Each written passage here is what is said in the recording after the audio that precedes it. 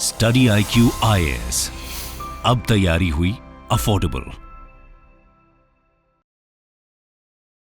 अल जजीरा एकदम वो guardian level पे या हिंदू लेवल पे वो लेफ्ट विंग का डार्लिंग बने है। क्योंकि वो वही नैरेटिव्स देते हैं जो लेफ्ट विंग को चाहिए।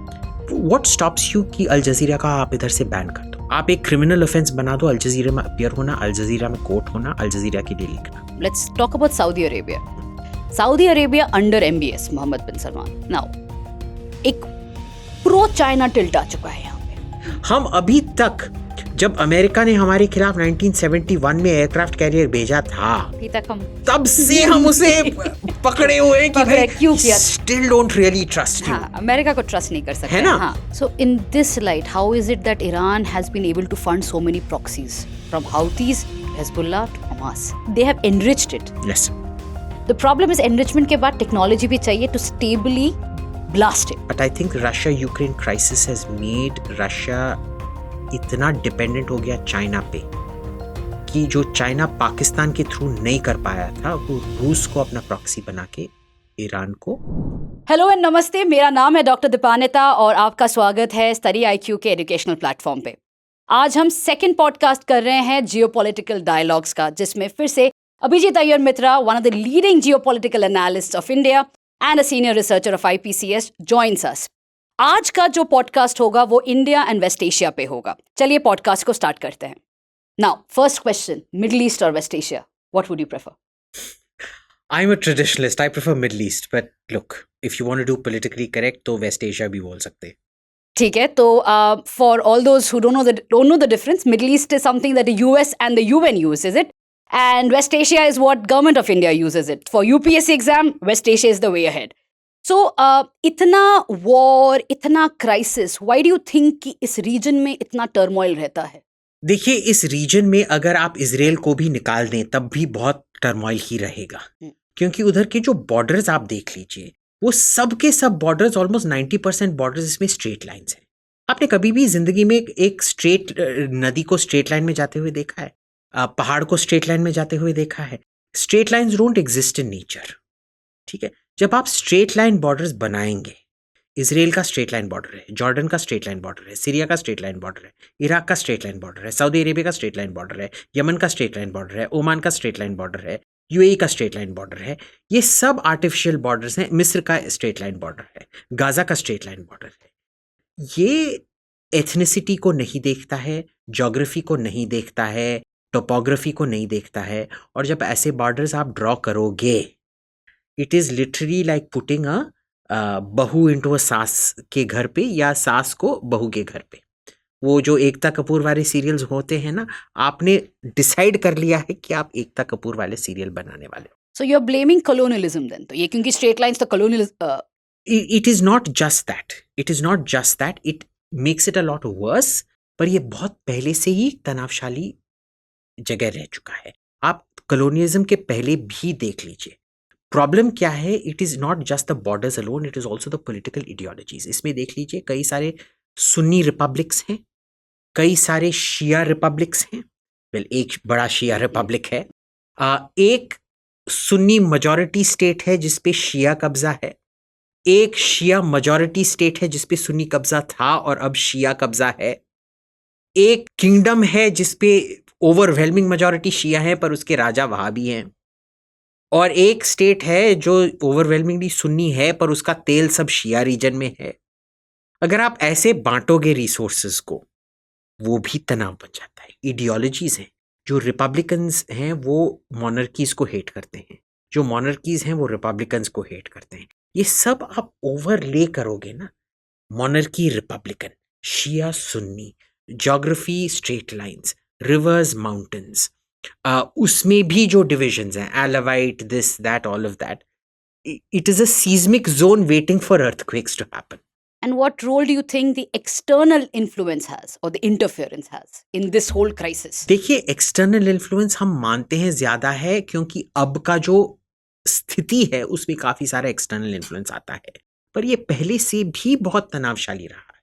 पिछले 3000 साल से मेरे को एक टाइम बताइए जब ये रीजन स्टेबल था। हमेशा से कॉन्क्वेस्ट? कभी भी नहीं।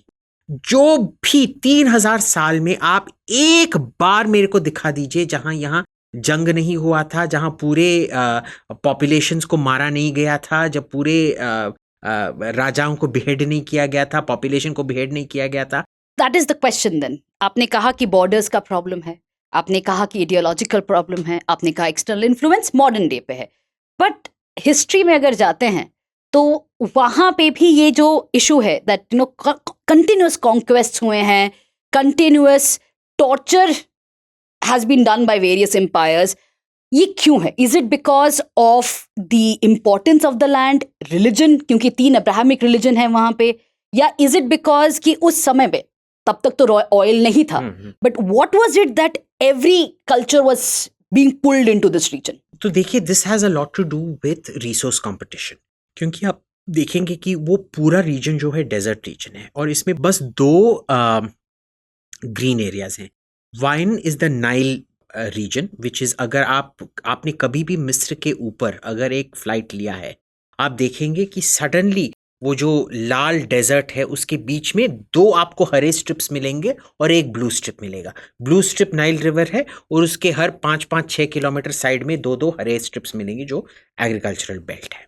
दूसरा है फर्टाइल क्रेसेंट, जो मेसोपोटामिया यानी कि इराक में शुरू होता है, जो जिसे अरब में कहते हैं अर्दुल फुरातैनी वतन, the land between 2 reverse Mesopotamia and Greek, between the Euphrates and Tigris, वो ग्रीन रहता है। तुर्की में जाके फिर सीरिया, लेबनान और कोस्ट में आ जाता है जो ग्रीन रहता है। अब इतना सारा प्रॉब्लम क्या होता है कि डेजर्ट एरिया में ही सबसे ज़्यादा प्रोडक्टिविटी होता है। थोड़ा सा पानी से एक पौधा जो है, and these are largely agrarian societies, we need to remember that industrialisation hasn't hit them yet. The way agriculture works is when you starve a crop, it produces the most because it thinks it is going to, it overproduces thinking कि starvation होने वाला है। तो production भी ज़्यादा रहता है, wealth creation ज़्यादा रहता है, रिसोर्स कंपटीशन ज़्यादा रहता है, क्योंकि डेजर्ट्स में सराउंडिंग उनके पास कुछ नहीं। सेडेंट्री पॉपुलेशंस रहते हैं, मोबाइल पॉपुलेशंस रहते हैं। आपको भी अपना ये बनाना है, ज़्यादा आपका साम्राज्य बनाना है, ये बनाना है। When you are rich, does any man say, Jeff Bezos से मेरे पास $40 बिलियन है, मेरे को अब $80 बिलियन नहीं करना है या $100 बिलियन नहीं करना है। इलॉन मस्क कभी बोलेगा भाई मेरे पास टेस्ला ये है, स्पेस एक्स है, ट्विटर है, अब मेरे को अगला चीज़ नहीं बनाना। नहीं, you always want more. So it is ambition, it is resource competition, it's all these things combined. It's human nature, but much more so there because it's exacerbated by resource competition. Now let's come to the modern time, and so this whole region, Middle East region, is very important for India's foreign policy. एक हमारा diaspora element है, दूसरा energy security है, तीसरा general strategic value है इस area में because of the trade routes and everything. Now because of this, if you look at it, any kind of a crisis impacts us immediately. तो इस understanding में let's understand कि India का relation particular countries के साथ, अगर देखा जाए लास्ट 3 महीने में India is having one of the biggest challenges from the Qatar side because of the 8 Navy veterans being given death sentence. So what is your opinion about that? Look, Qatar is trying to follow the Jordan model. Generally जो Arab republicanism था उसको oppose करता था Muslim Brotherhood because they wanted a religious republicanism, not a Arab nationalistic kind of republicanism. जो ultimately जो Islamic revolution जो शियाओं के लिए किया ईरान में, वो एक किस्म से वो चाहते हैं कि उलेमा का रूल एक किस्म से हो, not exactly but I'm kind of simplifying it in a way. तो इसमें क्या था कि Jordan was the first country to show, Egypt में बहुत तनाव हुआ, सऊदी मोनार्की और मुस्लिम ब्रदरहुड के बीच में बहुत तनाव हुआ, जॉर्डन ने पहले दिखाया कि आप मुस्लिम ब्रदरहुड को कैसे टेम कर सकते हो, आप उसको किंग्स लॉयल ऑपोजिशन बनाओ, उनको जगह दो, उनको कॉन्ट्रैक्ट्स दो, उनको थोड़ा सोशलाइज करो, वो लॉयल ऑपोजिशन बनते। कतर यही ट्राई कर रहा है। आप अगर अल जजीरा का जाके मिशन स्टेटमेंट पढ़ें, it is very specifically to propagate the views of the Muslim Brotherhood. तो वो क्या बोलते हैं कि भाई तू देखो दीपनीता, तुम बहुत लड़ाकू हो, तुम सब लोगों को थप्पड़ मारती हो, ठीक है, तुम मेरे पास आ जाओ, मैं तुम्हारे को रोज पूरी आलू बना के दूंगा, छोले भटूरे बना के दूंगा, पर तुम मेरे को थप्पड़ मार, वो सब जो हमारे फोटोग्राफी फिल्मोग्राफी कर रहे हैं उन सबको जाके थप्पड़ मारो। That is what Qatar wants to do, that is what Jordan had done, ठीक है, this is what Qatar wants to do. So notice a diaspora पूरा का पूरा गल्फ में ही है, जो खलीजी स्टेट्स जिसे हम कहते हैं उन्हीं में है, और उनमें से they generally follow Saudi Arabia's policy lead. Qatar is the 1% out, क्योंकि बाकी जो मोनार्कीज हैं वो छूना भी नहीं चाहते हैं मुस्लिम ब्रदरहुड को। कतर एक स्टेट है जो बोल रहा है कि भाई मैं तेरे को छूंगा, क्यों? क्योंकि उसको they want to stir the pot, and that started not with the current sheikh but the father of the current sheikh, who is technically अभी भी वो डिफैक्टो रूलर है। जब आप रॉयल पैलेस में जाते हो दोहा में, बोलते हैं अब अगर आपको फोटोग्राफ लेना है आप राइट में जाइए जहाँ अभी के सुल्तान है, अगर आपको काम करवाना है लेफ्ट में जाइए जहाँ सुल्तान के पापा बैठे। सो इन दिस सिचुएशन जहाँ पे Qatar is trying to stir the pot, it's taking constant challenges with Saudi Arabia, और वहाँ पे भी इंडिया को भी एक ऐसा चैलेंज आ रहा है, because if you look at it, हमारा सबसे बड़ा LNG सप्लायर कतर है। हमें बैलेंस करना पड़ेगा। सो ये जो अभी हुआ है, this crisis that is happening, कहीं ना कहीं हमारे पास पॉलिटिकल ऑप्शंस बहुत कम आ रहे हैं। We can't take this matter to the ICJ because it is relations खराब होगा। दूसरी चीज़ है हम अपील कर रहे हैं, but how else do you think can it be manage? Do you think इससे कि हमारा कतर के साथ रिलेशंस खराब होगा? Is Qatar trying to force our hand into something? See, पहले तो मैं आपसे ये पूछूंगा कि is Qatar trying to force India's hand और they trying to force somebody else's hand? क्योंकि जैसे मैं समझता हूँ जो 8 इंडियन नेवी के जो डेथ सेंटेंस दिया गया है, they've been convicted for spying on submarine designs for the Israelis, not for India. Because remember, what the Israelis get, India also gets in terms of technology. What Qatar gets, India will get much better in terms of technology. Doesn't have to do so much with us as us being collateral. But you look at Qatar, they've generally been supporting lots of anti-India narratives. They're supporting lots of anti-everybody narratives. They support anti-Saudi. Al Jazeera to hamesha they keep throwing dirt on Al Arabiya, us Saud family. They keep throwing dirt on the Emiratis. They keep throwing dirt on everybody who Qatar decides to throw dirt on. पहले तो आपको याद है 10-15 साल पहले कोई भी American cable network अल जजीरा चलाता भी नहीं था, क्योंकि बोलते थे अलकायदा चैनल है। अब अल जजीरा एकदम वो गार्डियन लेवल पे या हिंदू लेवल पे वो लेफ्ट विंग का डार्लिंग बने है। क्यों? क्योंकि वो वही नैरेटिव्स देते हैं जो लेफ्ट विंग को चाहिए एक किस्म से। आप समझ रहे हो ना? Now Qatar, I don't think we should see any design in Qatar. Qatar believes in very much like the Chinese कि जब तनाव होगा, तनाव से अपॉर्चुनिटी पैदा होगा। समुद्र मंथन करने के लिए पहले चर्निंग होना चाहिए, तभी उसमें से विष भी निकलेगा पर अमृत भी निकलेगा। तो this has been Qatar's policy for a while because they don't want to come under Saudi domination. We have to look at this from an intra Arabic political perspective rather than Qatar having anything particularly nasty about India. दूसरी बात ये है कि देखिए जो हमारा leverage है तब तक या रादर इन कतार्स केस नहीं है, क्योंकि इट्स नॉट जस्ट कि वो हमारी सबसे बड़े LNG सप्लायर हैं, वो काफ़ी बड़े डायस्पोरा को भी होस्ट करते हैं। It is a problem till it is not a problem. Kuwait में जब हमने पूरा अपना डायस्पोरा वापस ले लिया था कुवैत और इराक से, जब 1990 वॉर हुआ था। If push comes to shove, फिर से कुछ हो, you can still take it back, no? such a huge diaspora? Well, I mean, we did it in 1991. The numbers have increased.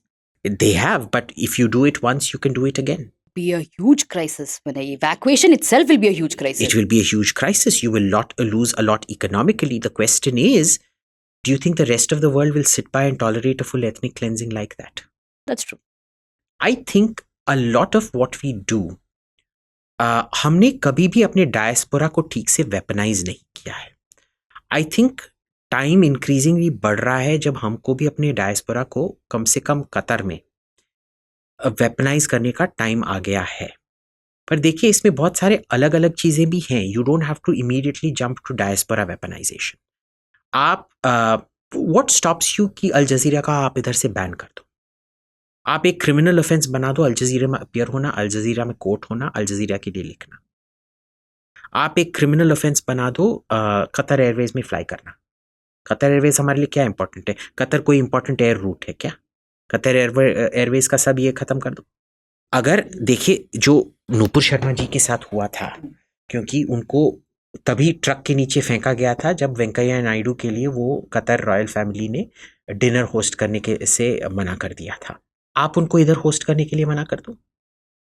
Start with diplomatic insults, It is not that we don't have leverage. We have leverage, and I think if we start upgrading it, आपको gulf countries से भी काफी सारा समर्थन मिलेगा. What do you mean by weaponization of diaspora? How do you see that playing out? A weaponization of the diaspora is very important. Remember, they provide an What is extremely... it that what is the definition? How do you think it's going to happen?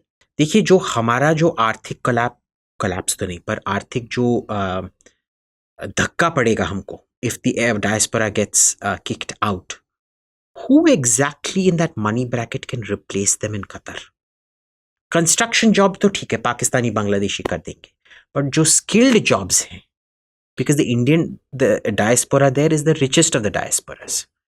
जो skilled jobs हैं, जो एक किस्म से medium income skills हैं, वो कौन आपको इतना जल्दी replace कर पाएगा? You will also cause a lot of damage to Qatar. Right? देखिए हमारा अल जजीरा का काउंटर क्या है? What prevents your channels from revealing all the scandals of the Al Thani family? Al Thani family पर बहुत सारे scandals हैं by the way. आप क्यों नहीं निकाल रहे हो? आप कतर में लोगों को भड़का क्यों नहीं रहे हो? वो भी आप कर सकते हो. अल जजीरा तो इधर भड़काते रहता है लोगों को, आप उधर जाके भड़काओ, डेमोक्रेसी शुरू करो उधर, डेमोक्रेसी मूवमेंट. तो कतर का सबसे बड़ा एनिमी अगर देखा जाए गल्फ कंट्रीज में वो सऊदी अरेबिया है. जी. तो can we leverage Saudi card? There have been lots of opportunities. क्यों हमने लिया नहीं है, I don't know. इसमें ना प्रॉब्लम क्या है, हम भी इसको ब्लैक एंड व्हाइट तरीके से देखते हैं.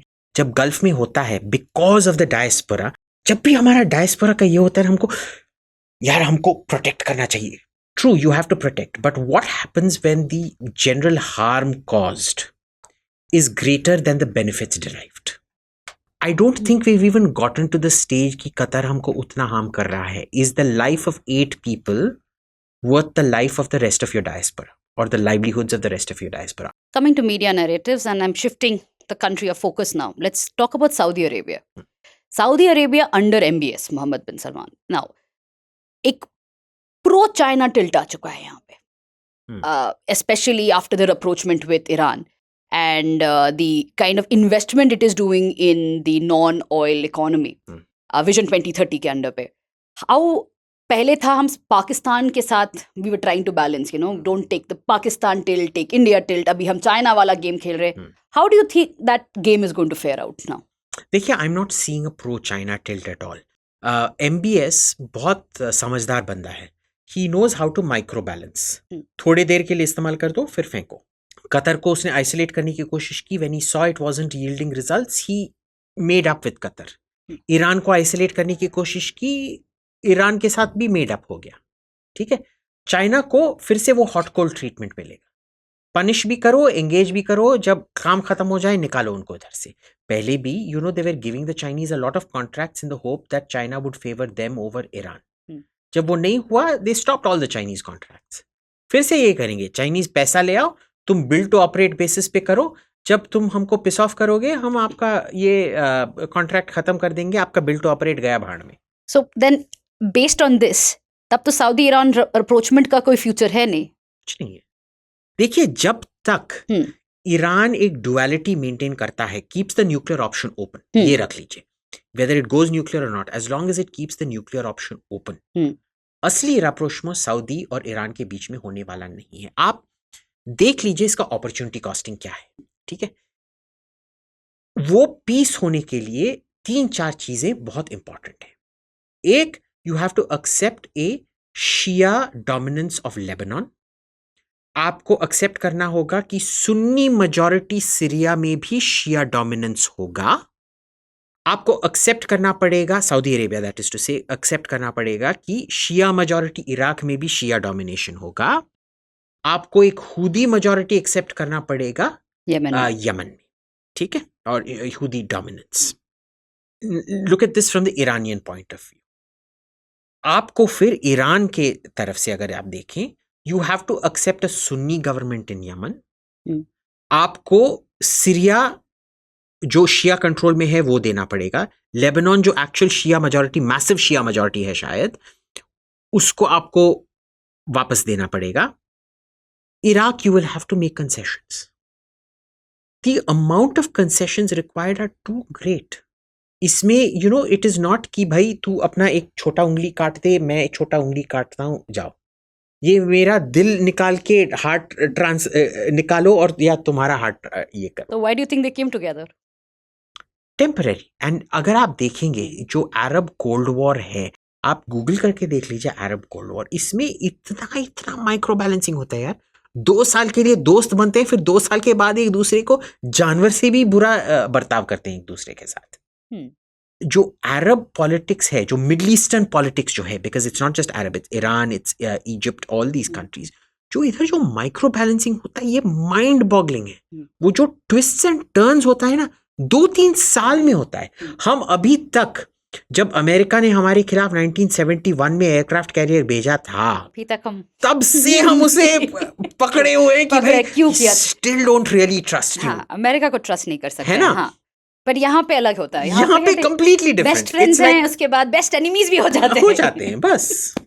तो डू यू थिंक दैट ये चाइना वाला एंगल जो है, entry of China into Saudi and Iran, ये भी वैसा ही है कि 2 साल बाद चाइना भी जाएगा? ये बहुत फ्लीटिंग एंगल्स हैं, ये ज्यादा देर नहीं टिकेंगे. तो यूएस कैसे इतने दिन तक यहाँ पे इस रीजन में बैठा हुआ है as an external influence? How has it has been able to hold every country in its power, at least in the region? Used to, not with MBS anymore. MBS ने किस तरह से अमेरिका को challenge दिया है after the Khashoggi thing. After the Khashoggi thing. पर उसके पहले भी I think it was kind of set in a way. I think MBS फिर भी चैलेंज करता, क्योंकि बहुत सारी चीज़ें उसके दिमाग में हैं जो हम देख रहे हैं which doesn't align with American policy. वो समझता है कि देखिए वो पहला सेकंड जनरेशन का है. अब तक जो राजाएं हैं वो सब राजाएं इब्न सऊद के बेटे रहे हैं. पहली बार एक पोता आया है, ठीक है ना? तो जब पहली बार एक पोता है, टोटल जेनरेशनल चेंज माइंडसेट है, और वो नहीं मानता है कि भाई हमको अमेरिका के कोट टेल्स पे पकड़े रहना चाहिए. So he was anyway going to change it. I think Khashoggi is killing in that way made it much easier for him. He is still in no mood to forgive America. और America जो dogma है, पहले America इसको नकार देता, पर जो increasing जो डॉगमेटिक कंट्रोल हो रहा है अमेरिकन फॉरेन पॉलिसी पे, it is making that rapprochement much tougher. और इसमें भी आप देख लीजिए क्या हो रहा है. All the other countries, the Emirates, Oman, they are Bahrain, they're all tied to Saudi foreign policy. आपको लगता है बिना सऊदी ग्रीन लाइट के एमिरेट्स और बहरीन ने इजराइल में एम्बेसी खोला होगा? बिल्कुल भी नहीं, ठीक है ना? Qatar is the only outlier. वो होने दो, because the Saudis don't really care that much. They're fine with, I mean they care, but GCC में Qatar has always been a kind of a this thing, right? So they're fine with it. So I don't see him taking a very great break. His thing on America is he doesn't trust America at all, or rather he doesn't trust this dispensation. और आप ये भी देखेंगे उन्होंने क्यों Iran के साथ एक किस्म का rapprochement किया है, क्योंकि उनको बहुत प्रेशर आ रहा है बाइडेन एडमिनिस्ट्रेशन से. यही अगर ट्रंप होता तो ये rapprochement ना होता. ये वही गेम खेल रहा है कि बाइडेन तू हमारे पे प्रेशर डालेगा ईरान के साथ rapprochement करने के लिए, ताकि तेरा न्यूक्लियर डील सक्सेसफुल हो, तो मैं चीन को भी बुला के checkmate kind of a play basically. Right. तो डू यू थिंक दैट अभी एमबीएस में आएंगे तो MBS is facing a lot of domestic pressure, because काफ़ी सब सेकेंड जनरेशन है, तो काफ़ी ऐसे चेंजेस लेके आ रहा है, like giving certain rights to women, जिसके वजह से his older supporters like his uncles and every, they are pretty angry. अब जो नए लोग हैं वो और भी राइट्स मांग रहे हैं. तो ये जो बैलेंसिंग करने की कोशिश कर रहा है वो कहीं ना कहीं बहुत important sections of royalty as well as the society को अबैंडन भी कर रहा है. Do you think he is going to get the legitimacy from the people? I am not seeing that actually. I am seeing something very different. जो uncle, जो बाबा आजम के ज़माने के जो लोग हैं, और उधर बहुत सारे बाबा आजम के ज़माने के लोग हैं उधर, शायद अकबर के टाइम में पैदा हुए थे, वो अभी भी जिंदा हैं उधर मोस्टली. तो वो भी हैं उधर. उनको तो जो 4-5 महीने रियाद हिल्टन में कब्जा करके रखा था, तब से वो सब चुप हो गए. जमाल खशोगी चुप नहीं हो रहा था क्योंकि वो बाहर था. तो वो ऑपोजिशन गया. दूसरा ऑपोजिशन जो था वो यंग लोगों से आता था, और वो पहले क्या मांग रहे थे आपको याद है? 5-6 साल पहले वो मांग रहे थे कि हमको ड्राइविंग का अधिकार दो. आप ड्राइविंग का अधिकार नहीं दे रहे हो, और जिन्होंने भी ड्राइविंग का अधिकार मांगा था उसको सीधे उन्होंने जेल भेज दिया था. ठीक है. But now he has given them more rights. They never asked for removing the abaya. But today you are seeing Saudi women walk around Riyadh in shorts. So he's actually short-circuited a lot of the youth movement, giving them more rights than they asked for. Social rights, not political rights.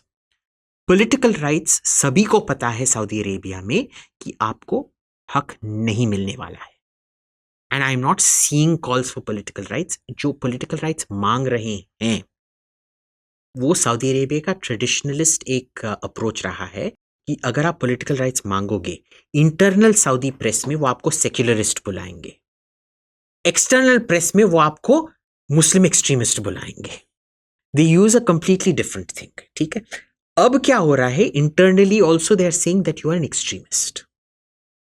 So that narrative has been reconciled. They're going very hard at these people. Where are you seeing the movement? I used to see more movement for political rights before than you are now. क्योंकि जब आप social freedoms दे दो लोगों को, 90% of people are concerned with social rights. Okay? It's that 10% who are really political and they end up influencing the other people. That has been very carefully controlled. So once you've blown the wind out of the social change movement, you're taking it slowly towards an Emirati model. You will stabilize it along an Emirati model. Emirates में आपने कभी political change के लिए कोई revolution देखा है? नहीं. Because you give a material culture, material freedoms. And as long as your politics is well managed. आप सिंगापुर में देख लो, टेक्निकली सिंगापुर तानाशाही है. इलेक्शंस होता है पर हमेशा रूलिंग पार्टी ही पिछले 70 तो नहीं पर कितने भी सालों से 2/3 मेजॉरिटी तो क्या 100 मेंबर पार्लियामेंट में हमेशा 95 सीट्स 98 सीट्स यही जीतते रहेंगे. I am just giving you a generic example. I don't think their assembly has 100 seats but anyway. So Saudi, maybe you are seeing that movement towards that. So the third, which is the most important thing that he's done, is the ulema and the religious police. क्योंकि जो उलेमा जो था वो इब्न Saud family को justification देता था, एक kind of religious mandate देता था कि आप खुदा का काम कर रहे हो करके. और उनका जो विल था वो रिलीजियस पुलिस था जो एकदम इंडिपेंडेंटली काम करता था उलेमा के नीचे, not under the state. Religious police का तो finished, there is no more religious police out there. ठीक है. सो उलेमा का जो strong arm of the state जिसे कहते हैं, जो ग्राउंड पे था, वो गया. उलेमा में भी उसने बहुत सारे लोगों को जेल डाला है who aren't interpreting Islam the way he wants it interpreted. So you are moving towards a much more moderate interpretation which is in keeping with young Saudis. And young Saudis are increasingly very materialistic. Will a political movement come? Yes, if it is badly managed. I don't see it being badly managed right now. So I'm not seeing that political alienation with youth. All my friends in Saudi Arabia, they are insanely, and you know, my friends are politically very aware. मैं ये Louis Vuitton types के साथ friendship नहीं करता हूँ. मैं ये humanities जो पढ़ते लिखते हैं उनके टाइप करता हूँ. Also might like Louis Vuitton and things like that. But they are very thrilled. He has given them more change than they expected in their wildest dreams. तो ये बहुत उनके लिए एक, they're super happy. Right. So the expectation was far less and they got much more. So that is how he has balanced it. And there is also external balancing. वो हमेशा बहुत गुस्से में रहते थे कि हम क्यों हमेशा अमेरिका की चापलूसी करते रहते हैं. So in a way, America has almost given him a golden platter कि भाई तुम हमारे को बदनाम करो और तुम्हारा इंटरनल पॉपुलैरिटी, उसको करने की कोई जरूरत नहीं थी. और आप देखिए इजराइल में भी क्या हो रहा है. Technically Hamas, being a kind of a Muslim brotherhood associated, not exactly Muslim brotherhood but kind of affiliate, similar values, is a deadly enemy of a monarchy, of a Sunni monarchy. They hate Hamas. तो जो Israel कर रहा है Hamas को की तबाही, Saudis privately बैठ के आप सब सऊदी ट्विटर वालों को देखो क्या करें. आपको लगता है सऊदी ट्विटर वाले कभी अपने गवर्नमेंट के खिलाफ बोलेंगे ट्विटर पे? नहीं. पर आप सब सऊदी ट्विटर इन्फ्लुएंस को देखो, वो सब इजराइल की तारीफ कर रहे हैं. और क्या हो रहा है कि MBS जो है वो पब्लिक में कुछ बोलता है, इजराइल वेरी बैड, तुम क्या कर रहे हो, गाजा को ये मत करो, तुम तानाशाही कर रहे हो, तुम साइको हो, तुम पागल हो, ये सब बोल रहा है. पर जब OIC में रेजोल्यूशन शुरू होता है कि इजराइल के साथ सब टाइज बंद करो, टॉक्स बंद करो, ऑयल बंद करो, ट्रेड बंद करो, flight routes very important for Saudi नहीं। Arabia because all flight routes from the अच्छा। East go over Saudi Arabia. देख भाई, ये सब हमको नहीं करने का है, बातों बातों में हम कुछ भी करेंगे। So just shifting from this, because we just pointed out कि MBS has been able to balance both society as well as external balancing. यहाँ से हम ले जाते हैं ईरान में, क्योंकि Ebrahim Raisi is not able to do exactly that, right? तो इब्राहिम राइसी का प्रॉब्लम क्या है? What do you see that he has failed to do जो रूहानी कर पा रहा था, या अभी ऐसे हमने बात की MBS कर पा रहा है?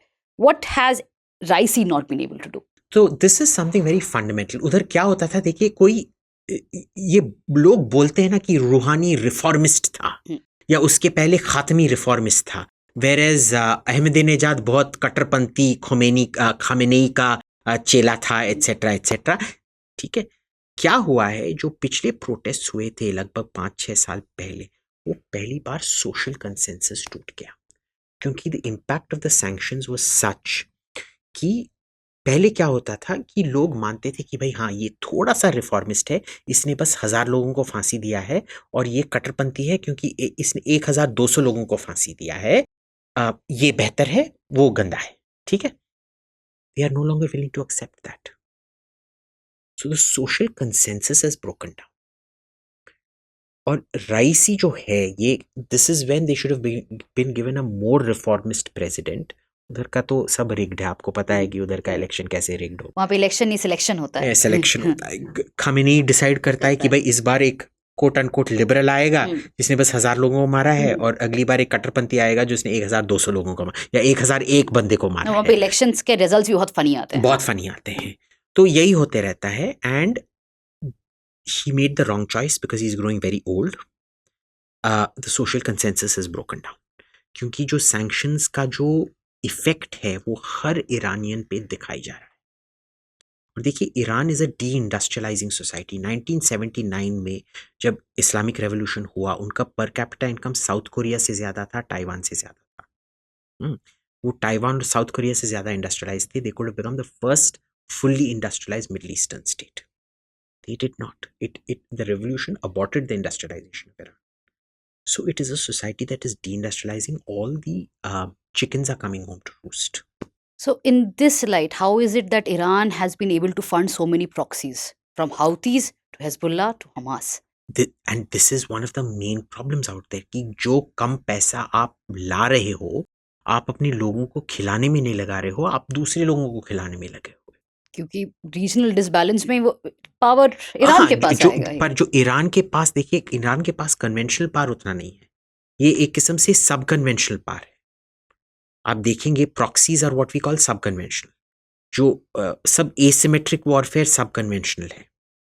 ठीक है, उसमें ही वो इन्वेस्ट किए जा रहा है।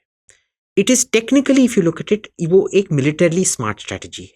आप बड़े बड़े डिस्ट्रॉयर जो $1 बिलियन के हैं, या टैंक्स विच आर $3 मिलियन उस पर इन्वेस्ट नहीं कर रहे हो, आप एंटी टैंक शोल्डर फायर्ड इस पे इन्वेस्ट कर रहे हो, या छोटे छोटे बोट्स जिसमें सुइसाइड बॉम्बर जाएंगे उन पे इन्वेस्ट कर रहे हो, which is just a few million dollars.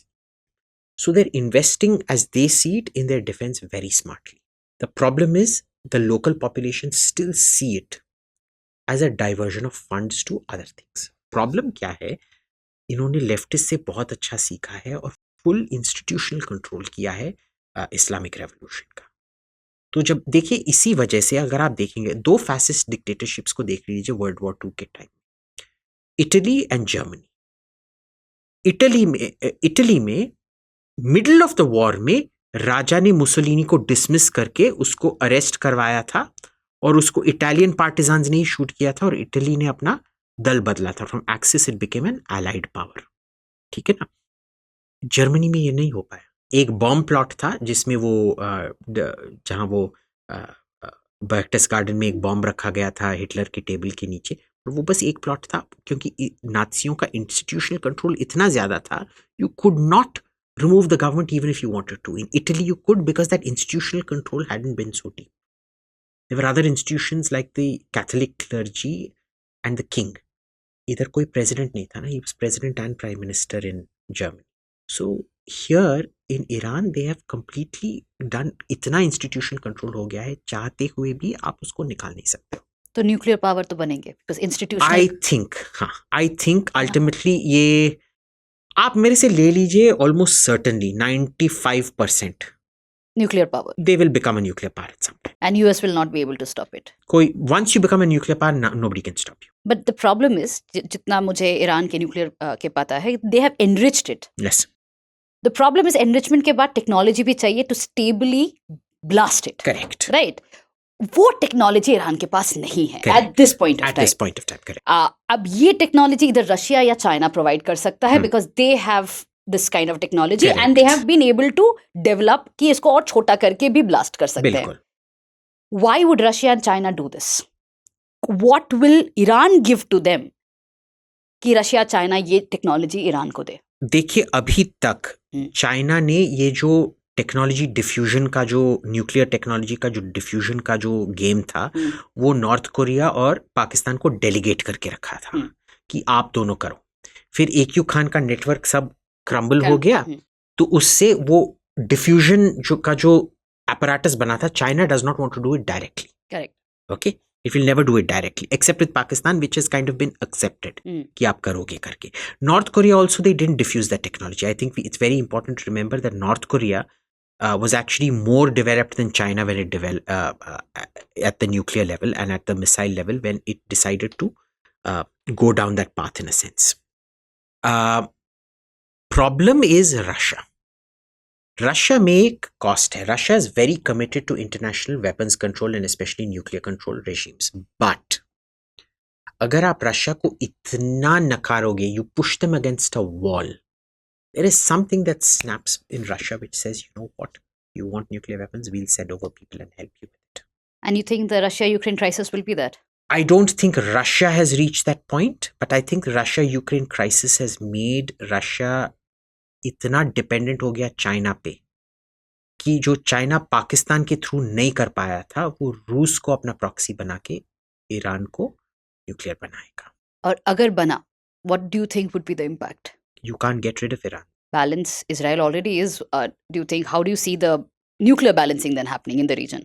Nuclear balancing क्या होगा? You will see what you see between India and Pakistan, which is a high intensity, low intensity war. Tehran में बहुत सारे साइंटिस्ट को उड़ाया जाएगा. फॉरेन कंट्रीज में बहुत सारे इजरायलियों को बहुत बुरी तरह से मारा जाएगा in terrorist attacks and things like that. वो इंटेंसिफाई होगा. आप रियलिस्टिकली स्पीकिंग, ना ही तो ईरान डायरेक्टली इजराइल को पे हमला कर पाएगा, ना ही तो इजराइल ईरान पे हमला कर पाएगा. इजराइल के पास वैसे भी प्रॉक्सीज नहीं है ईरान पे हमला करने के लिए. ईरान के पास बहुत सारे प्रॉक्सीज हैं टू अटैक इजराइल. कम इस सब चीजों में एक कंट्री जो बहुत दूर से है पर मेडल बहुत अच्छा करता है, वो है Turkey. Right. Now Turkey is one country जो अपने आप को रीजनल लीडर भी मानता है और ये सेल्फ इमेज है. राइट.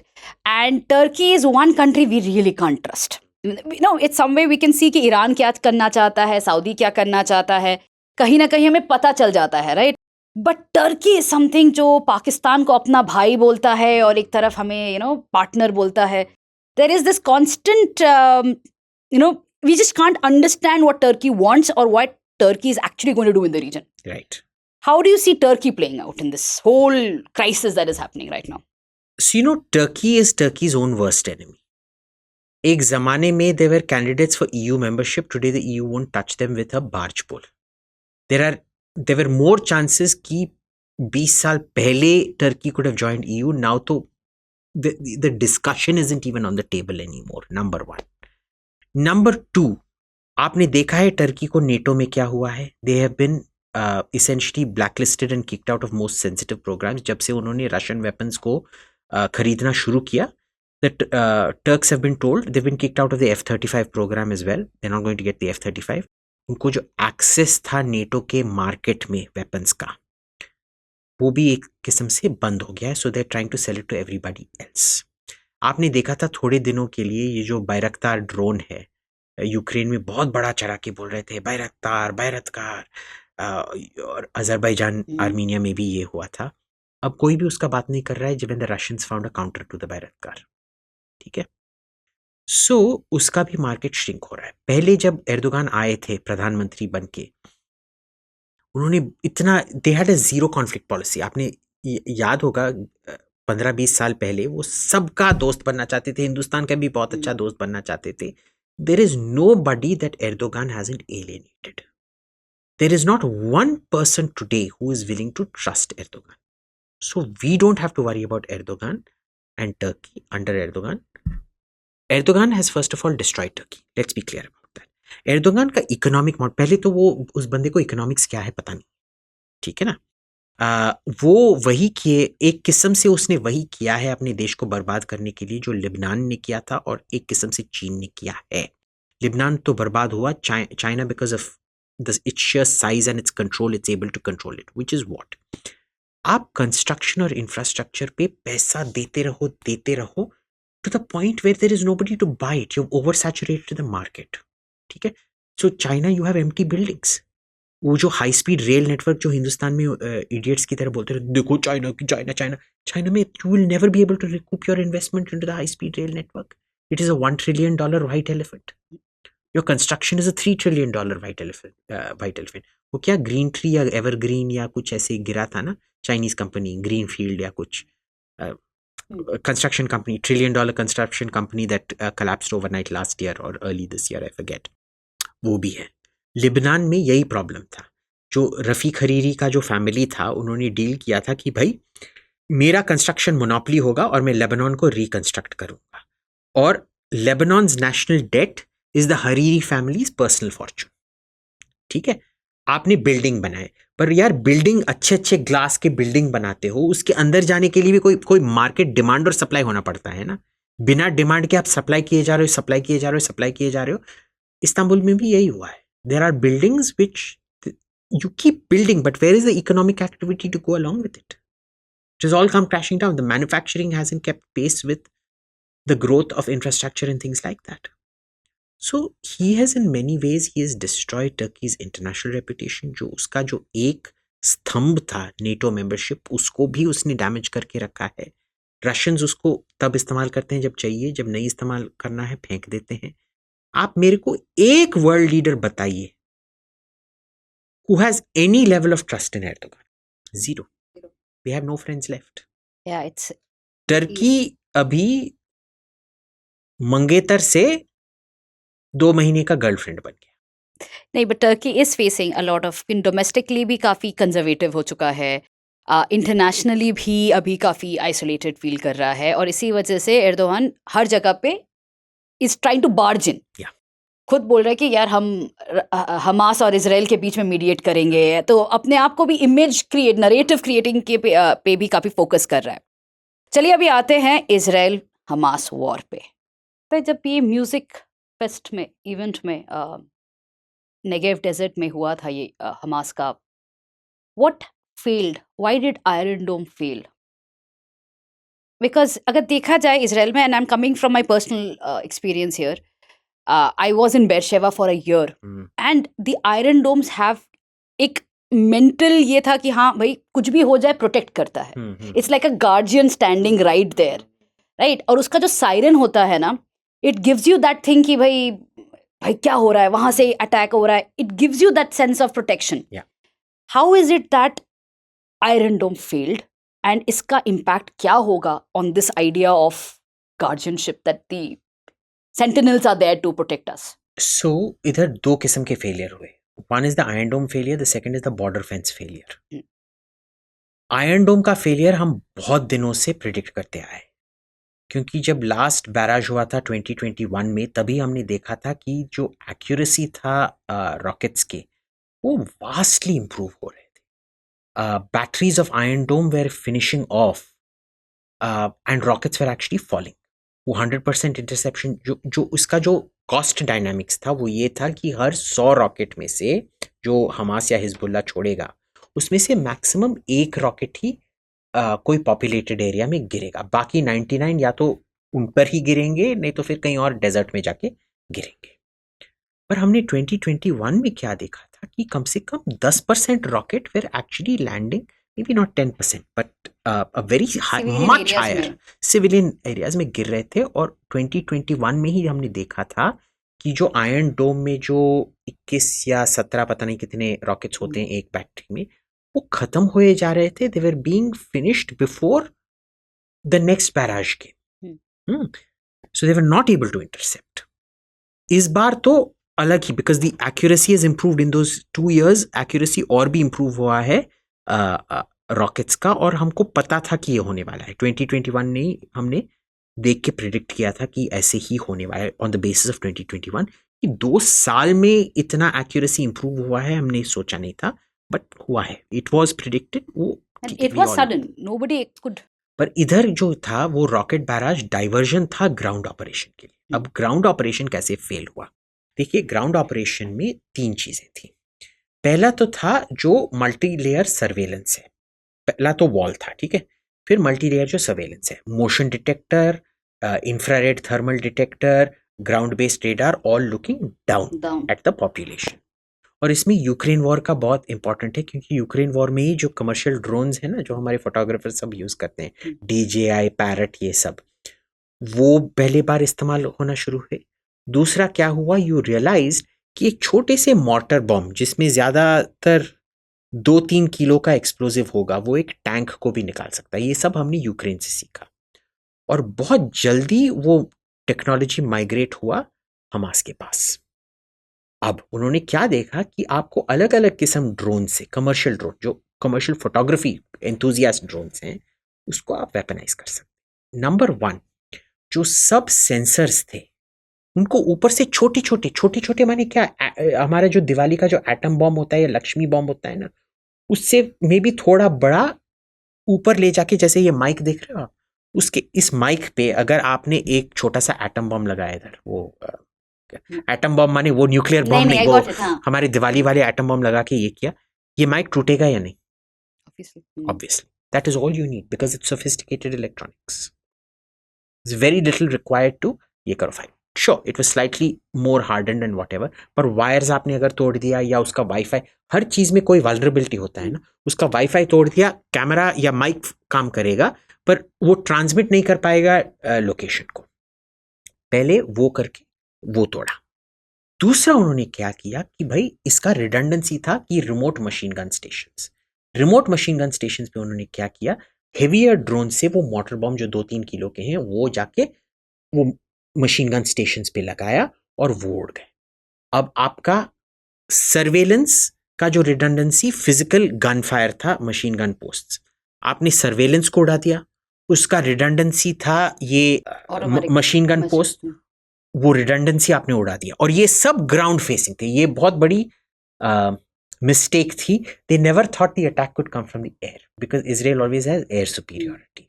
ठीक है. फिर तीसरा भी रिडंडेंसी था इजरायलियों के पास, और वो है हमवी जैसे लाइट आर्मर्ड व्हीकल्स भेजना, ताकि आपने मशीन को निकाल दिया, बंदे आ रहे हैं तुमको शूट करने के लिए, but the same thing that can take out a machine gun can also take out a hmm, तो वो निकाल दिया. चौथा रिडंडेंसी था वो मेरकावा टैंक था, जो दुनिया का में भी सबसे प्रोटेक्टेड टैंक है. बट हर टैंक का सबसे वीकेस्ट पार्ट उसका छत होता है, क्योंकि टैंक जब कोई एनवायरनमेंट पे जाता है, उसका साइड ही सबसे ज्यादा आर्मर्ड होना चाहिए, क्योंकि टैंक शेल्स इधर उधर से आएंगे. इसीलिए टैंक को सबसे आसान होता है प्लेन से मारना, क्योंकि ऊपर ज्यादा आर्मर नहीं होता है. तो क्या हुआ कि they realise that same mortar shell, because of Ukraine, you can use it to take out a tank, and they removed the tank. So all 4 layers of redundancy, because of innovations we saw in the Ukraine war, निकाले गए. बहुत अच्छी तरह से plan. और फिर आपने काटा. अब दूसरा था failure level. Nahal Oz, the kibbutz that was closest to the border fence, उसमें कमांडर सब एक साथ इकट्ठे हुए थे, and it was closest to the fence. उधर जाके आपने डिकैपिटेशन स्ट्राइक कर दिया, तो पूरे सदर्न कमांडर के बॉर्डर उधर ही मर गए. अब कम्युनिकेशन बाकी ट्रूप्स को कौन देगा? कम्युनिकेशन टेल अवीव को कौन भेजेगा? कम्युनिकेशन खुद अपने सुपीरियर्स को कौन भेजेगा? कुछ नहीं. आपने पूरा कम्युनिकेशन सिस्टम एक बार में कट कर दिया. ठीक है. Total confusion. The Israelis didn't know what to do. Absolute confusion. Because they don't know what is happening on the ground to do. अब प्लेन भी भेजेंगे, ठीक है, प्लेन 30 सेकंड में आपको एक F-16 फाइटर ऊपर आ जाएगा, पर क्या स्ट्राइक करेगा उसको पता भी नहीं है. देखना मैं किस चीज के लिए ढूंढ रहा हूं, उस गाड़ी में नॉर्मल एक टोयोटा करोला जा रहा है, उसमें फिलिस्तीनी है या ये है, मेरे को क्या पता। और इसके बीच में आप ये हैंग ग्लाइडर पैरामोटर जिसे कहते हैं, उसमें आप आके नोवा फेस्टिवल को अटैक करते हो। और पता है इनको क्यों इंटेलिजेंस था? वो जो गाजा में से जो वर्कर्स आ रहे थे एग्रीकल्चर और इंडस्ट्रियल वर्क करने में नेगेव डेजर्ट में, उन्होंने कई साल से नोट्स किए थे कौन कहाँ जा रहा है, मूवमेंट कहाँ हो रहा है, किस घर में कितने लोग हैं। वो सब ले जाके कन्वे कर दिया गया वापस हमास को। और इसी वजह से they were able to build up a precise tactical picture. They knew where to cut off Israeli communications. They knew where to kill the most people. They knew where to get back the most hostages. But this is where it's interesting. When the first layer of redundancy, Iron Dome field, ठीक है, ground level पे जब attack शुरू हुआ था, now Israel is a very narrow country. Correct. Now, the moment the first layer is breached, that is the combat level, immediately combat support is informed. Correct. इस बार the second layer could not be informed also. Forget sending the Air Force, IF and everything. The second layer could not be informed. इसलिए पूरा scrambling शुरू हो चुका था कि भाई phone आ रहा था कि हमारे घर पे घुस गए हैं. Now, why did that level of failure happen? Why did, you know? So, Israel ने क्या सोचा था कि जो पहला redundancy surveillance, second redundancy remote machine gun, third redundancy Humvee, fourth redundancy tanks sequentially इस्तेमाल होंगे। और वो कभी नहीं जानते थे कि इतना बड़ा अटैक होगा। वो उन्होंने जब इनिशियल अलार्म्स गए, we know the alarms went off, उन्होंने सोचा कि यार ये normal one of those infiltration attempts है, 10-15 लोग आ रहे होंगे, हम जाके उनको मार डालेंगे। कितना भेजना है, 100 टैंक थोड़ी ना भेजना है, बस एक टैंक भेजो, सब ठीक हो जाएगा, चंगा सी बटर चिकन खाओ, दारू पियो, हो गया। What the genius of Hamas was, it attacked all 4 redundancies simultaneously. You assume redundancy sequentially आएगा, पर इन्होंने सब कुछ simultaneously हमला किया। This could not have been predicted realistically. I mean, it could have. Ultimately, सब कुछ predict हो सकता है, पर realistically क्या predict कर सकते हो, वो fantasy scenario में होगा। देखिए, कोई war games में अगर आपने युद्ध इंडिया पाकिस्तान का आप war game कर रहे हो, ठीक है, उसमें सडनली अनरियलिस्टिक सिनेरियो क्या है कि 1000 फुट का तूफान आए, वो सुनामी आए और आपको दोनों इंडिया पाकिस्तान को भस्म कर दे।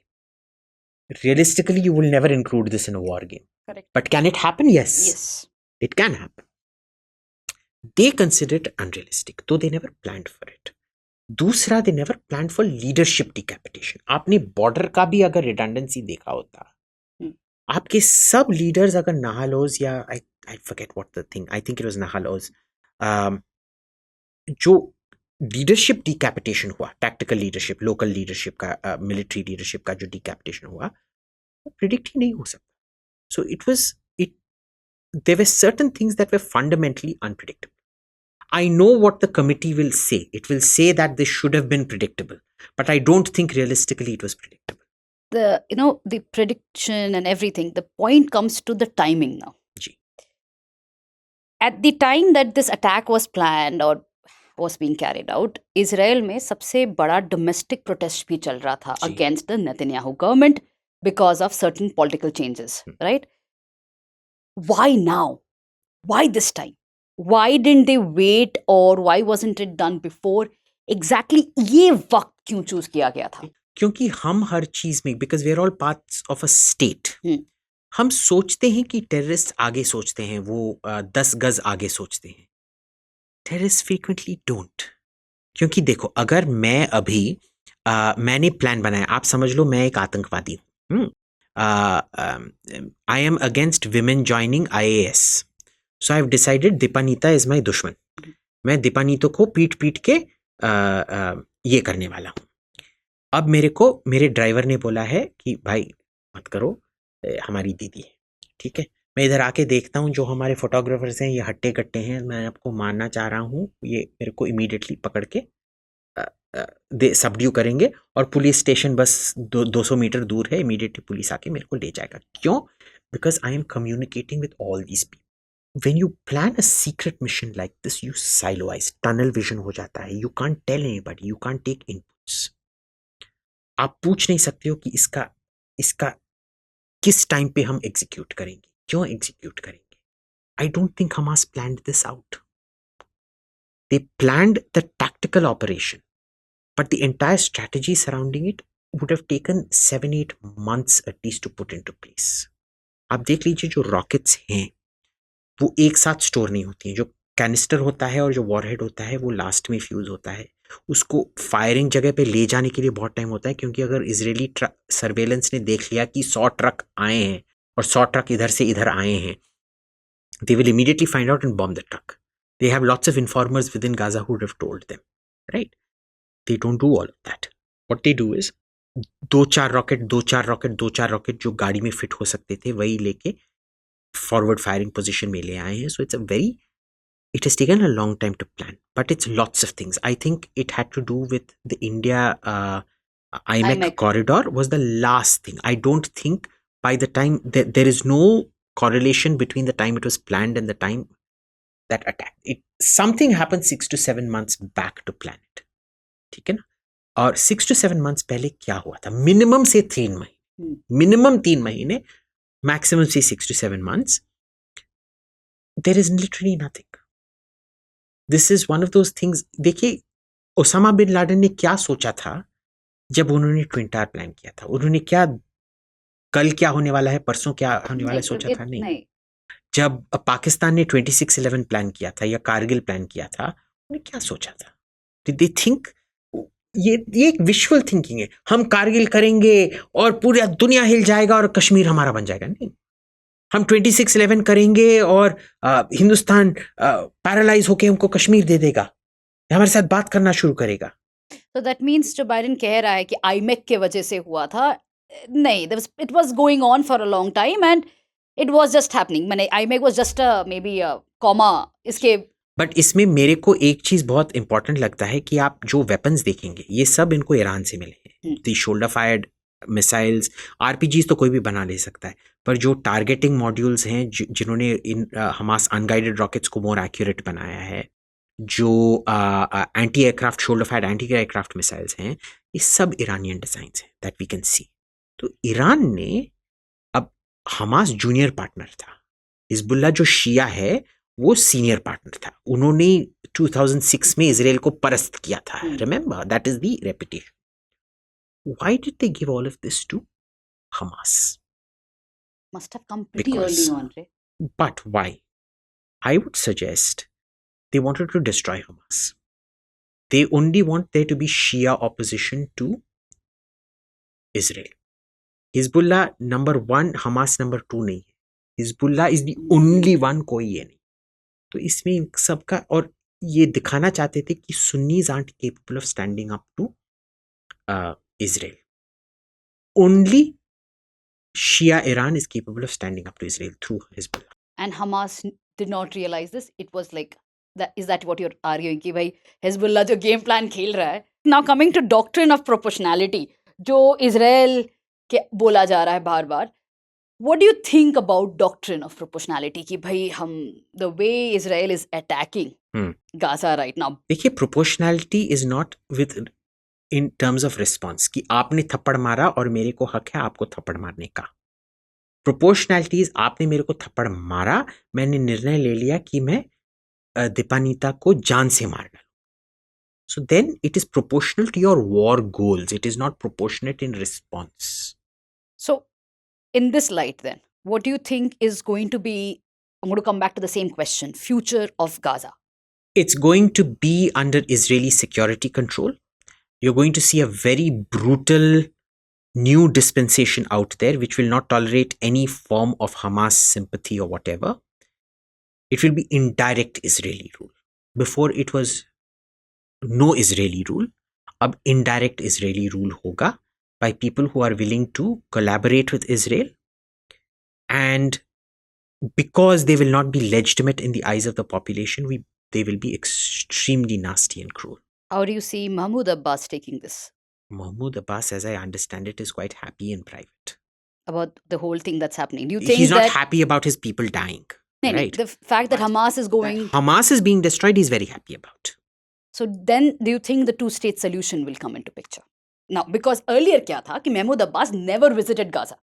एक तरफ फतह आ गया था, दूसरी तरफ हमास आ गया था, तो 2 स्टेट सोल्यूशन तो होने का था ही नहीं जी। तो there was a lot of 3 state solution and all of that, but now that this is happening, do you think a 2 state solution is probable? No. And I'll tell you why. Because the Israelis will always say, भाई तू क्या लाएगा table पे? तेरे को तो बस West Bank का फ्रीडम चाहिए, गाजा को हम फ्री करेंगे, उधर हमास आएगा, तू क्या करेगा उस पर? ठीक है, if it is a completely different political dispensation, it will still be the same problem. Who represents who, वो तो इलेक्शन करने से ही पता लगेगा ना. So I don't think, I think a 2 state solution, the last possibility of a 2 state solution तब था 2000 में, जब वो कैंप डेविड का अकॉर्ड्स हुआ था, यहूद बराक, यासर अराफात और बिल क्लिंटन ने किया. क्लिंटन पैरामीटर्स मिले थे तब. जी. उसके बाद I don't think there is, maybe Ariel Sharon ने जब वो गाजा विथड्रॉल किया था, शायद एक होप था बिटवीन 2005 जब डिसएंगेजमेंट हुआ था गाजा से 2005-6 तक, when I think Hamas one the election, but after that zero. अगर 2 स्टेट सोल्यूशन नहीं हो रहा है and Israel is continuing to have an indirect rule over Gaza and settlement के through में West Bank में भी, do you think that it's going to be exactly like what happened with US and Afghanistan? Because the next level or terrorist is going to come in. Right. हमेशा से वो एक vicious cycle में ही फंसा रहेगा and its peace is not going to be found here. Unfortunately, that is. तो देखिए, Israelis have planned for परसों क्या होने वाला है. They have planned for 10 साल में क्या होने वाला है, but they have not planned for 15 साल में. Maybe West Bank will keep quiet for another 10 years. Gaza will, but उसके बाद क्या होगा, they have not planned. देखिए, इधर कॉन्फ्लिक्ट टर्मिनेशन का इनका कोई गोल नहीं है. ये सब उनका परपेचुअल कॉन्फ्लिक्ट है और वो बस कॉन्फ्लिक्ट मैनेजमेंट का देख रहे हैं. ये कौन फ्रेंच प्रेसिडेंट था, मित्रों था, उसको पूछा गया कि भाई he stood against I think Valery Giscard d'Estaing, और वैलेरी जिस्कार दस्ता हमेशा बोलता था मित्रों के बारे में, भाई ये क्या बुद्धू सा बंदा है, ये इसका कोई स्ट्रैटेजी नहीं होता है. तो रिपोर्टर ने जाके उससे पूछा, भाई ये राष्ट्रपति बोल रहे हैं, तू राष्ट्रपति बनना चाहता है, अगला राष्ट्रपति, तेरा तो कोई स्ट्रैटेजी नहीं है. बोलता था, देखो मेरा स्ट्रैटेजी है, मेरे बहुत सारे छोटे छोटे टैक्टिक्स हैं. Israel is like that. I think they're tactically very smart, short to medium term smart. Long term, I think this is going to come back to bite them even bigger than before. But वो होने में कम से कम 10-15 साल और लगे.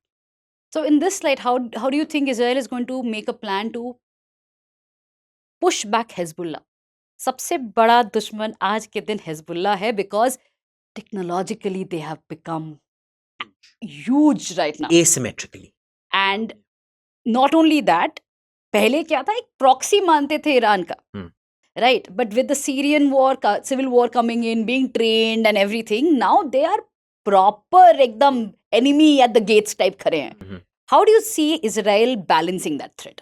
I don't, because I think इस war ने हमको क्या सिखाया है कि जो rocket barrages which are getting more accurate and everything, I think Israeli thinking एक किस्म से static हो गया है.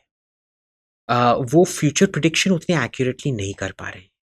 वो अभी भी हिजबुल्लाह को प्रॉक्सी मानते हैं, which is true. I mean, Iran अभी भी they can cut the cord of at any given point of time. But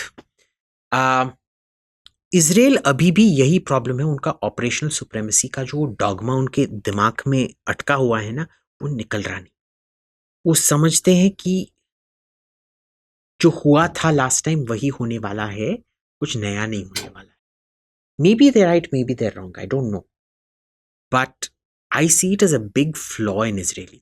आते हैं अभी इंडिया के स्टांस पे. जी. 2 स्टेटमेंट्स गई थी. पहला स्टेटमेंट ये था कि भाई इजराइल के सपोर्ट पे था, दूसरा पैलेस्टीनियन लोगों पे. अब दोनों ऐसे देखा गया था कि भाई India is trying to balance it. What do you think is the stance actually? How are we balancing it? We're not balancing actually. It's actually a very clear counter-terrorism का stance. ये pro-Israel नहीं है, pro-Palestine नहीं है, ये strong counter-terrorism stance है. इसीलिए हम हमेशा विक्टिम के साथ खड़े होंगे, परपेट्रेटर के साथ हम कभी भी खड़े नहीं हो सकते हैं, पर परपेट्रेटर इनोसेंट लोग नहीं हो सकते, ठीक है। तो पहले 2 स्टेटमेंट जो आए थे प्राइम मिनिस्टर के ट्विटर हैंडल से, उन्होंने पैलेस्टीन का एक बार भी मेंशन नहीं किया था। We stand by Israel, we commiserate with Israel, बस यही बोल रहे थे। फिर जब अल अहली हॉस्पिटल में जो हुआ, यानी कि वो रॉकेट जो अब हमको पता है कि वो एक हमास रॉकेट था, जो या पैलेस्टीनियन जिहाद का रॉकेट था, PIJ का रॉकेट था शायद, जो फेल होके गिरा, और क्योंकि उसमें प्रोपेलेंट फ्यूल पूरा था, बहुत बड़ा एक्सप्लोजन हुआ और 500 लोग तो नहीं मरे थे, 30-40 लोग, मे बी अप टू 50 लोग मरे थे देखने के डैमेज के मुताबिक द नेक्स्ट मॉर्निंग। वो पैलेस्टीन के जिहाद की वजह से हुआ था। पर आप वो ट्वीट भी पढ़ के देखिए, उन्होंने क्या बोला था, हिटिंग सिविलियन इंफ्रास्ट्रक्चर, उन्होंने ये इजराइल को दोषी नहीं ठहराया था उसमें, ठीक है। So he is not compromising on his stand with counter terrorism, he is very clear कि इसमें इजराइल विक्टिम है और हम इजराइल को की निंदा नहीं करेंगे, हम सेटलमेंट्स की निंदा करेंगे, जो हमारा हमेशा से पॉलिसी है कि आप भाई सेटलमेंट बंद कर दो। हम पैलेस्टीनियंस सिविलियंस को एड भेजेंगे, पर हम कुछ भी ऐसे नहीं बोलने वाले हैं जो इजराइल की एक्शन पे, जो काउंटर टेररिज्म वो एक्शन चल रहा है अभी, उसकी हम निंदा करें। MEA ने बोला है we reiterate our support for 2 state solution. भाई इजराइल का ऑफिशियल पोजीशन भी 2 स्टेट सोल्यूशन ही है, तो हमने बोला था हम इजरायली पॉलिसी को समर्थन करते हैं। So it is a very strong counterterrorism stance. It's a huge change from what even the BJP stance used to be maybe 3-4 years back. But with this kind of a stance, is there a fear of abandoning the Arab countries? Not at all. हमारे खिलाफ किस Arab country ने बोला है? अभी तक नहीं है, but किसी ने भी नहीं बोला। But the more and more ये Palestinian state का demand आ रहा है, Iran is taking it forward. Do you think हमारा interest, back to the first level of questioning, हमारा जो इंटरेस्ट है गल्फ या ईरान में, that is going to get? बिल्कुल भी नहीं, बिल्कुल भी नहीं, बिकॉज हर बंदे में एक ना कोई लिमिटेशंस हैं कि वो क्या कर सकता है। So you can't fight everybody all at the same time. Iran can't start putting sanctions on everybody जो इजराइल का की निंदा नहीं करता है। हमने इजराइल को टेक्निकली आप देखो तो हम वेपन से तो सप्लाई नहीं कर रहे हैं, हम क्या बोल रहे हैं, हमारा एक डिप्लोमेटिक स्टांस है। तो क्या ईरान हम पे सैंक्शंस डालेगा? नहीं। कतर हम पे सैंक्शंस डालेगा? नहीं। वही कई लोग मान रहे थे जो 8 हमारे सेलर्स पकड़े गए वो हमारे इजराइल के स्टांस की वजह से है।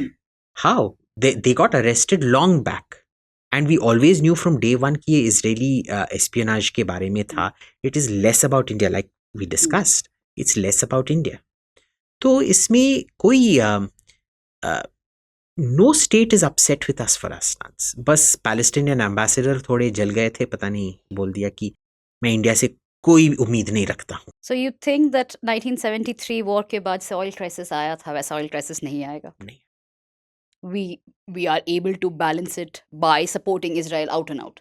We are. And that's not going to affect our Arab policy or the Gulf policy as such. I can tell you honestly कि Saudi Arabia, United Arab Emirates, Bahrain, Oman, इनके साथ तो कोई भी प्रॉब्लम नहीं आएगा। मॉडरेट प्रॉब्लम शायद Qatar के साथ आएगा, slightly more moderate problem Iran के साथ आएगा। पर यार ईरान का तेल कौन खरीद रहा है? वो तेल किसको बेचेंगे? That's also there. है ना, वो पैलेस्टीनियन के डिप्लोमेटिक सपोर्ट के लिए। So how do you think now it's going to be played out in geopolitical मतलब stance में? The war is going to go on for some time now. Russia Ukraine crisis भी एक stalemate पे आ चुका है। Xi Jinping और Biden की meeting हुई है जहाँ पे एक दूसरे को उन्होंने मतलब प्यार से बात करने के बाद एक दूसरे को डिक्टेटर भी बोल दिया है। So how do you think it's spanning out right now? Because crisis पे क्राइसिस आ रहा है। ये बढ़ता रहेगा। मेरे ज्योतिष ने बोला है। ठीक है, तो ज्योतिष ने क्या बोला विजित आपको? मेरे ज्योतिष ने बोला है कि एकदम 2030 तक, और 2030 में तो एकदम घमासान होगा, वर्ल्ड वॉर 3 हो जाएगा, राइट? शायद, पता नहीं। तो घमासान तो वर्ल्ड वॉर 3 होने वाला है ना? वो नहीं, it doesn't have to be यार। We can sit it out also. Okay, we can sit it out. Non alignment जिंदाबाद। चाचा नेहरू जिंदाबाद। ठीक है, I see problems are getting more and more intractable. I'm not seeing solutions to them. I think the Israeli ambassador made a very interesting point to me. He said, देखो when I raised this point with him कि look, अब ये dilemma आ गया America में कि हम Ukraine को supply करें या आपको सप्लाई करें. उन्होंने बोला कि भाई देख, यूक्रेन जो इस्तेमाल कर रहा है वो बहुत सारा डम्ब एमिनेशन है और वो ग्राउंड बेस्ड एमिनेशन है. We are asking for air based ammunition which is a different category. It's all smart ammunition. तो वो डाइकोटमी भी नहीं आएगा. प्रॉब्लम क्या है कि अमेरिका और वेस्टर्न यूरोप का प्रोडक्शन कैपेसिटी फॉर डम्ब, उन्होंने इतना स्मार्ट एम्यूनेशन सब कुछ लेना शुरू कर दिया है कि there is no dumb ammunition left. This is why Ukraine is facing a severe ammunition shortage. और क्या हो रहा है कि बाकी लोग भी डर के मारे चीन और रूस को they don't want to alienate, so they not sending ammunition.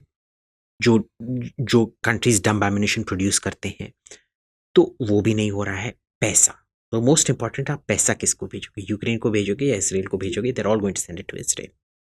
So Ukraine, जब हमने लास्ट टाइम बात किया था, मैंने बोला शायद 3-4 साल लगेंगे पर रूस ही जीतेगा. Unfortunately I think that timeline just got compressed. People don't realize कि दनीप्रो में अभी क्या हुआ है. द यूक्रेनियंस ट्राइड समथिंग और बहुत बुरी तरह से फेल हुआ है. सो ये हुआ है. Thank you, Abhijit. With this, we're going to come to an end to today's podcast. First of seriously, thank you. The conversation was absolutely enlightening. With this, guys, we are going to have the next podcast also scheduled sometime soon. Yeah, sure. Sure, right? So take care, and I hope you loved hearing us both on West Asia and India. Thank you. Study IQ IAS. अब तैयारी हुई affordable.